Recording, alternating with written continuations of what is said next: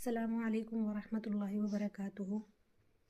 جیسا کہ ہم سبھی کو پتہ ہے کہ رمضان جو ہے وہ آنے والا ہے، تو اس سے پہلے ہم سبھی کو چاہیے، ہم سبھی مسلمان بہن بھائیوں کو، کہ ہم اس کی تیاری کرنا ابھی سے شروع کر دیں۔ ابھی جو ہے رجب کا مہینہ چل رہا ہے، اس کے بعد شعبان آئے گا، اس کے بعد رمضان ہے۔ تو اللہ تعالیٰ نے ہمیں جو یہ 3 مہینے دیے ہیں، رمضان سے پہلے جو یہ 2 مہینے ہیں، یہ اس کی تیاری کرنے کے لیے دیے گئے ہیں۔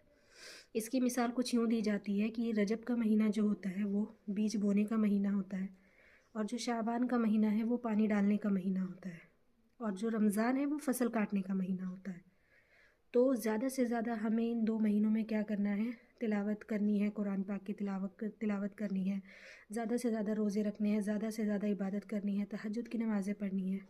اور سب سے بڑی چیز، سب سے جو میں اہم چیز آپ لوگوں کے ساتھ شیئر کرنا چاہتی ہوں وہ یہ ہے کہ آپ جو قرآن کو پڑھتے ہیں نا، اس کو صرف تلاوت کی غرض سے نہ پڑھیں کہ ہمیں صرف اس کو پڑھنا ہے، کیونکہ یہاں کوئی کمپٹیشن نہیں ہو رہا ہے کہ ہمیں رمضان میں یا رمضان سے پہلے اتنی قرآنیں ختم کرنی ہے۔ نہیں، وہ ایک ڈیفرنٹ چیز ہے، ٹھیک ہے، تلاوت کرنی ہے لیکن اس کو کمپٹیشن نہیں سمجھنا ہے۔ دوسری بات، ابھی ہم مسلمانوں کو ہمارے اندر دین کی بہت کمی ہے، تو ہمیں اس دین کی کمی کو کیسے پورا کرنا ہے؟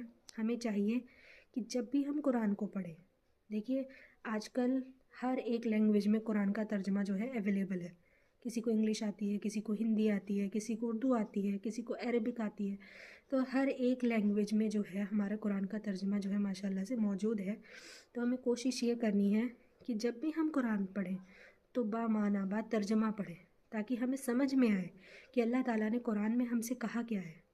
کیونکہ ہم قرآن تو پڑھ لیتے ہیں لیکن ہمیں پتہ ہی نہیں ہوتا کہ اس میں لکھا کیا ہے نا؟ اور قرآن ہمارا دین ہے۔ جب تک ہم قرآن کو سمجھ کر نہیں پڑھیں گے، ہمیں ہمارا دین کیسے سمجھ میں آئے گا؟